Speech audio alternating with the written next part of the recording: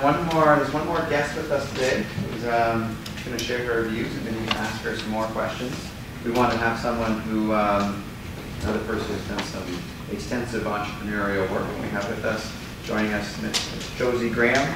She's been with the Canadian Innovation Center since 2003. She's had numerous companies validate their plan, doing studies in terms of assessments and alignments. She had her own niche consulting business aimed at helping entrepreneurs turn their ideas into profits. She's looked at hundreds of entrepreneurial ventures, helped them with their problems and challenges. But probably the most interesting thing about her background is that she spent 4 seasons on Dragon's Den, and she was the person responsible for getting them ready to face the dragons. So, Ms. Graham, if you can come up and join us. Thank you. Maybe you could just... You think I know a lot. I don't. Ask me questions. You can tell us a little bit more about yourself, maybe some comments you have on what you've heard so far today, and then we can ask questions to you and turn over to the audience. Okay, well, clearly what we're talking about today is pricing, and I looked at the schedule here and it said managing costs. What is it? Managing costs and revenue to profits. And Andrew talked, I'm sorry, I missed the first presentation. We were late trying to come down University Avenue, and I heard your presentation, and I heard Andrew's. Of course, I know Andrew's presentation quite well.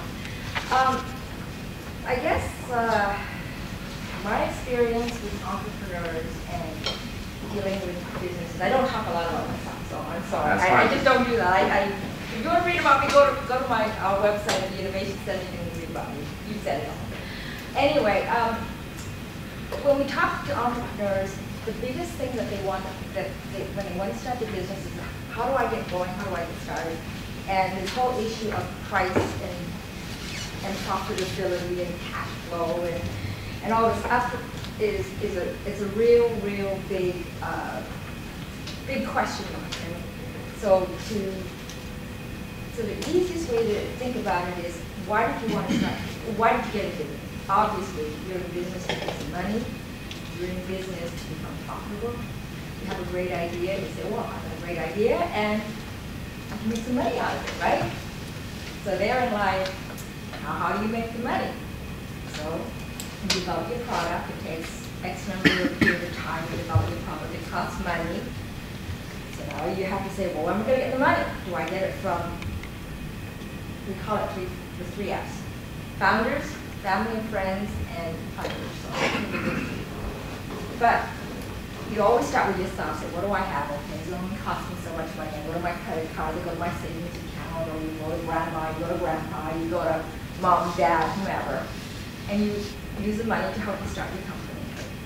So you get your company going, and you say, okay, it's going to take me this long to develop my company, to develop my product, to develop my service. But you also have to ask yourself, this thing that I want to bring to market, is there a need for it? Does it fill a market space? If it does, how great a need does it fulfill? So then you get along and you say, okay, fine, I developed my product, I'm ready to go to market. Now what do I do?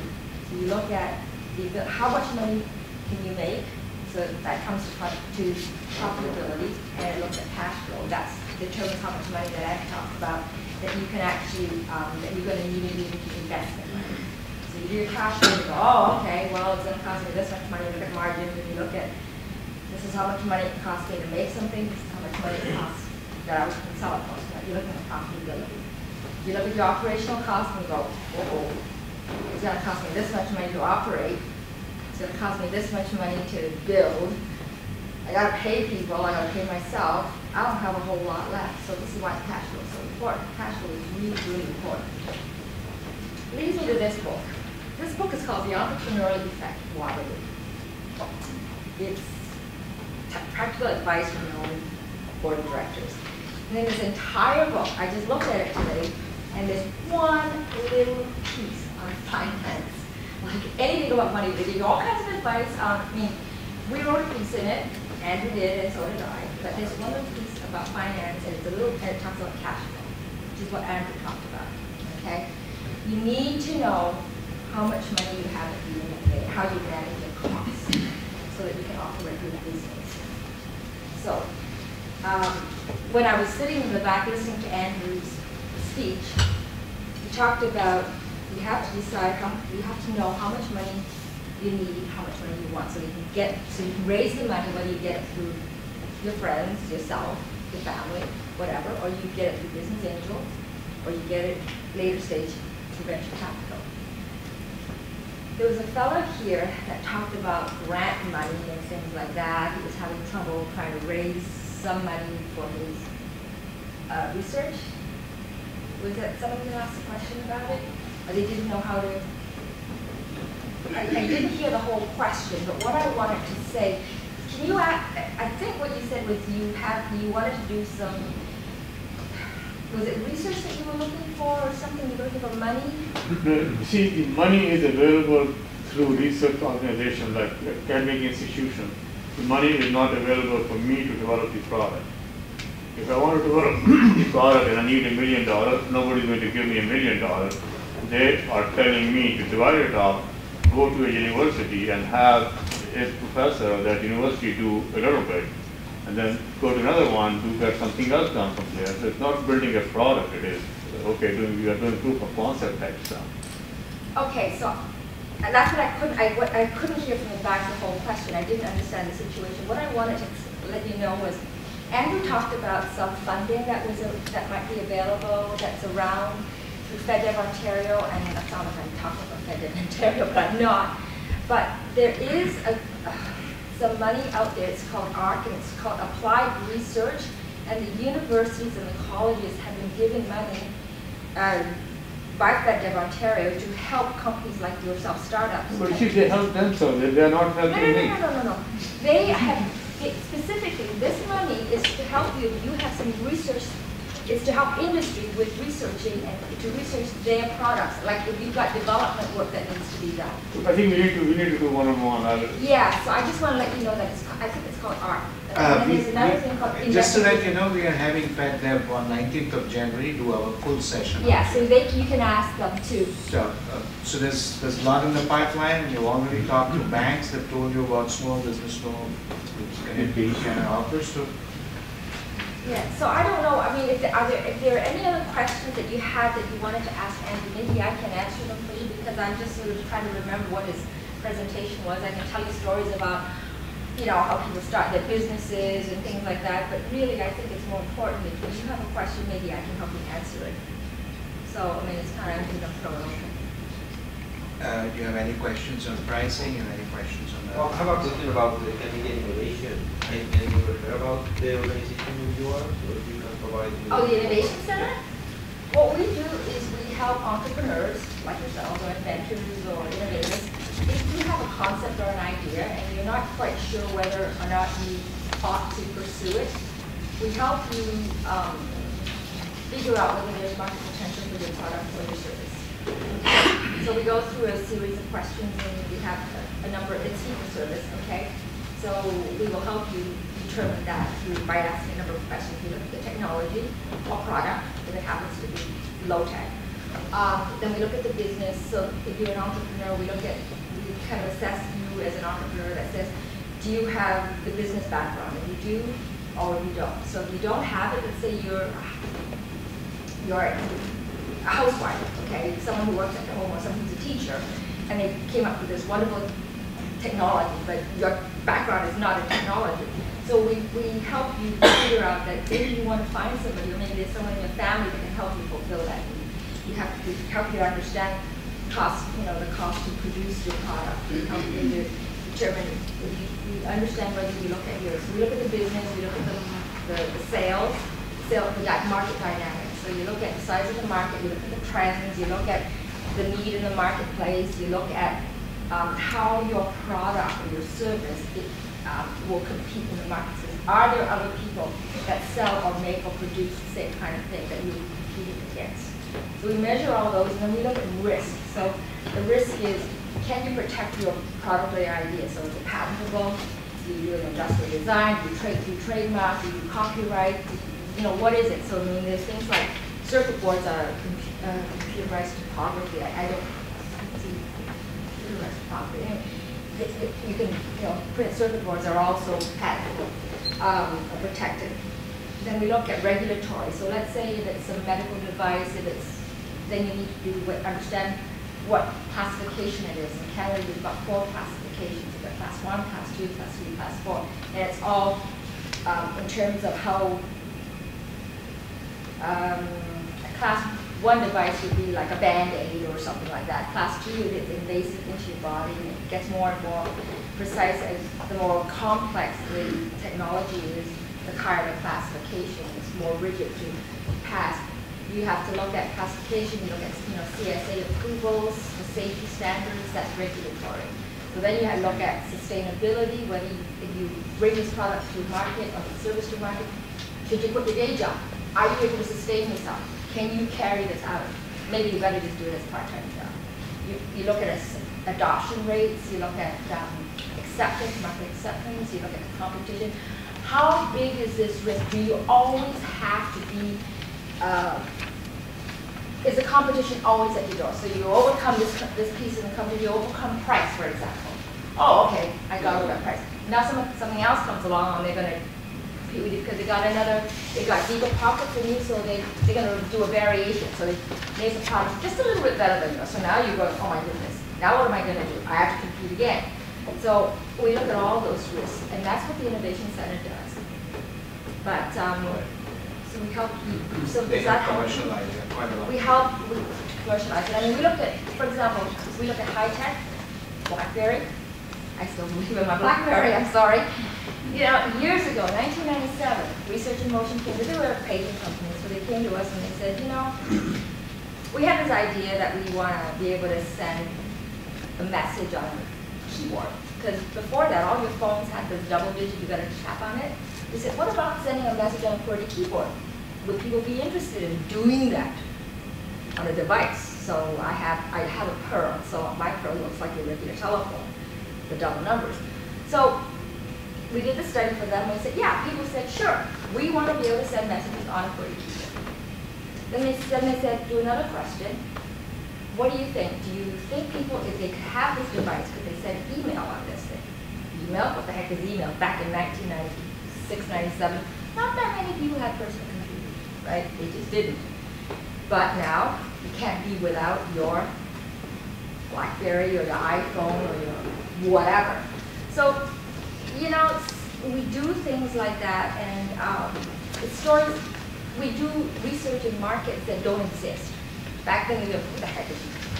Why would I want a phone that can do this? They didn't know they needed it. And they all needed to do without it. So that's an example of something that we've done. Is it free? Sorry? Is it free for us or just some Is your cost service involved free? in the We service? have a free service. It's a critical factor assessment. You can do it online. It's a self-assessment. Okay, so if you go to our website and say assess your venture, there's one that's free. I will warn you that it's, depending on how honest you are about your particular product or service, that's the answer you will get, okay? Because people say, oh no, I've done the market, there's no combination, nothing like that in the market, so you score this, you get a score.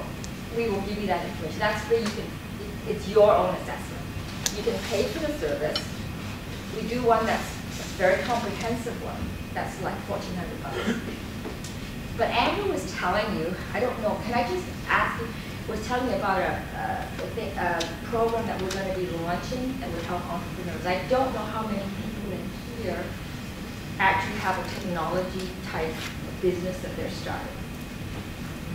Are all those technology businesses? Quite a few, but if you send the details of the I program, will send it to make you. sure that it's accessible. It's a to FedDev everyone. program. So when FedDev comes, Oh, FedDev is coming so precisely when for that. FedDev comes, you can learn about it. But I will send it to you. Sure. So anyway, there's not a lot of free service. Anyway, is there no more questions? I have more questions. No? One last question. On pricing, on Center for Innovation. Okay, yeah. My question is on market analysis. Like, you have a very good idea. You think it has good potential. Before investing any significant amount of money or time in it, how do you make sure, like, some people or some customers are able to like pick it up, or I mean, what's the, do you need to go with them with a prototype which will take another, let's say, year or so to develop, or how do you approach them and know like what's on their mind?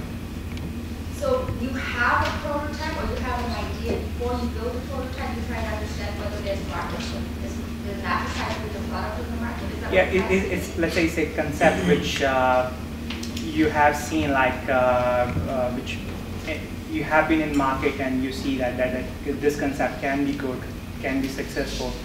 But how do you validate it? Like, okay, this is the way to go without investing significant amount of money and time in it. Well, when you do market validation, what you do is you try to understand the market, and you try to understand if anyone will actually buy the product for what you have. So you design a product, or you have this concept, and you say, okay, this is what I would like to bring to the marketplace. This is what my product or my service solves. It solves an unmet need, or it is an unmet need. So, and how great is that need?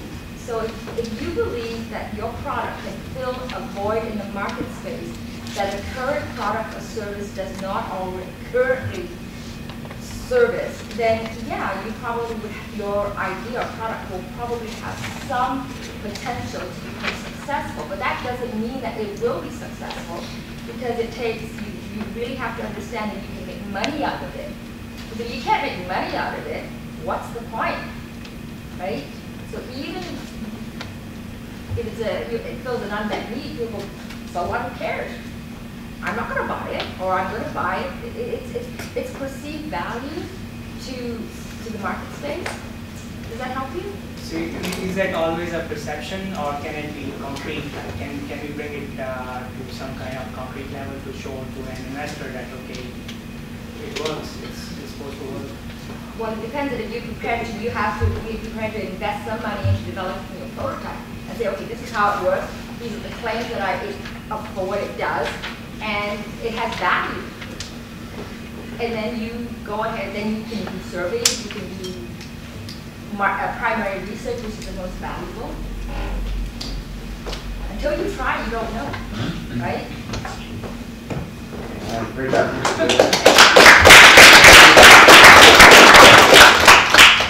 Thank you, Dec1 Graham. Oh, you're welcome. And thank you, Manish, for the 3 types of information, nuances of pricing. I can tell you, when we look back in time and put this on the web, this will be one of the most informative presentations of ours, I promise you that. Peter, would you like to tell something about Pricewaterhouse, our benevolent sponsor today? No, I just want to say that I'm glad you came out today. Checked out our new offices here. For those of you who had to fight the traffic to get here, appreciate you making the effort. As I said, I lead the emerging companies practice. I'm all about exciting startup companies that I think they're going to be able to grow significantly in the near future. We have a very reasonable suite of services we offer these types of companies at a very reasonable price. It's all about looking for the next big thing. If you have something exciting, please feel free to give us a call and we can talk about it. But thanks to everyone for coming here today. One final thing I would say, my thoughts on, my 2 cents on pricing. We got 30 seconds, so I'll go very quick. Is every year is what we do as part of the emerging company practice is we do a survey of emerging software company CEOs, and we ask them multiple of questions, and we put together the data. And we're not coming up to our 9th year of doing it. And we always ask them, how do you feel you compete against the competition? And they always say, I have a better product, better features and functionality, better service, everything is better. And we ask them, well, how do you do from a pricing perspective? Well, we also give a better price. And then we always tell them in the report, why would you do that? If your product is better, why would you also compete on price? And so we keep hammering it in every year when we do the report. If you have a better product, then you should be pricing at a premium price, and you should keep that relationship in mind. It's very important because from a software perspective, it's not like making a widget where you have like a significant gross margin. Once you kind of develop the software, in a way, kind of free to set whatever price you want to set. So you really got to make sure you get the most value you can out of your particular product. So that's my final word on pricing. As far as the book goes, I've been thinking about it. We had a lot of really terrific questions during the during the course of the day. I did particularly like your question asking Manish to bring you on the spot to give his secret sauce. That was really good.